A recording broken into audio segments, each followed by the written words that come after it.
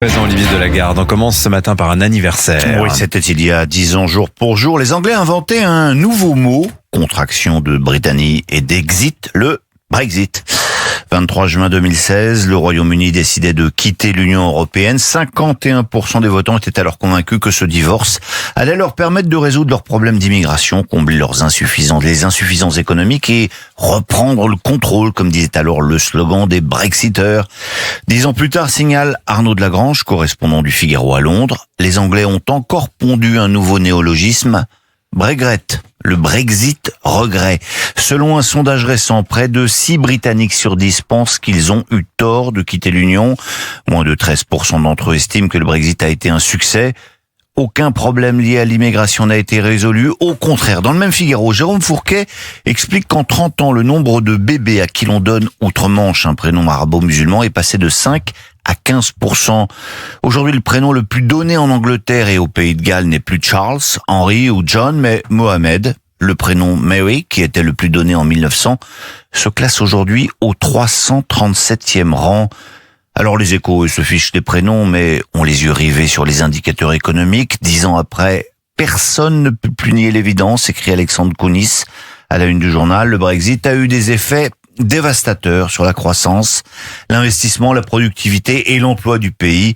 Ailleurs en Europe, les pays qui caressaient d'ailleurs l'idée d'imiter le Royaume-Uni se sont finalement ravisés. C'est bien simple, conclut-il, l'UE n'a jamais montré autant son utilité que depuis que les Britanniques en sont sortis. Hasard du calendrier, depuis hier, le Royaume-Uni n'a plus de Premier ministre. Oui, une sorte de Starmexit. Adieu Keir Starmer. Bon, son départ ne faisait plus guère de doute. Il a officialisé hier sa démission, vous lirez tout cela partout. Il devrait être remplacé courant juillet par Andy Burnham, le roi du Nord, comme il est surnommé dans sa bonne ville de Manchester. Il deviendra le 7e Premier ministre de Sa Gracieuse Majesté en 10 ans.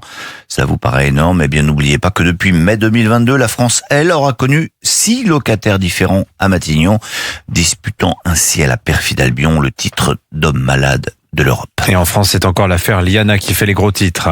Une succession d'erreurs, de négligences, d'inaction et de mauvaises décisions à plusieurs niveaux de la chaîne judiciaire et de l'enquête. La phrase de Lecornu claque à la une du Figaro. Phrase qui résume aussi ce que Vincent Trémollet appelle l'éthique d'irresponsabilité. C'est le titre de son éditorial, irresponsabilité des magistrats.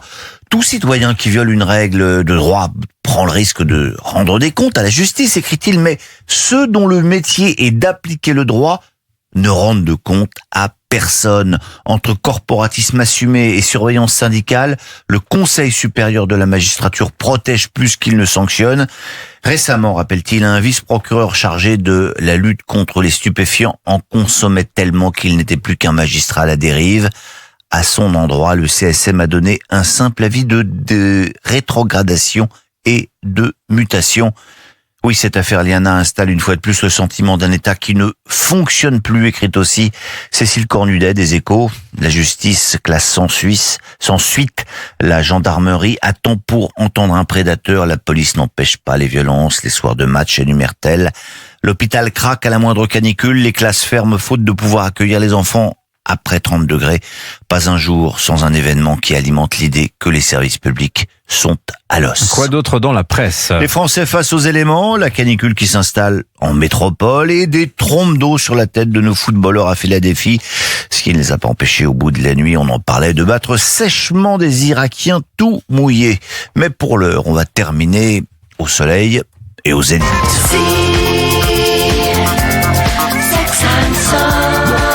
Je ne sais pas si on a encore le droit de diffuser ce vieux tube de Gainsbourg sans provoquer la fureur de féministes et autres ligues de vertu, mais il illustre fort bien un article du Figaro sur le grand retour du bronzage. Et oui, on pensait que les jeunes d'aujourd'hui étaient plus raisonnables que ce que nous avions été à leur âge. Eh bien non, ils se fichent autant de leur capital solaire que le tribunal d'Auch des pédophiles récidivistes. C'est ce que nous raconte Pauline Castellani, qui affirme que les burn lines et les tan lines sont de retour. Burnlines, Stanlines, c'est du TikTok, c'est ce que l'on appelait autrefois la trace du maillot, que l'on peaufine, paraît-il, en portant toujours le même haut de maillot de bain avec la bonne largeur de bretelles.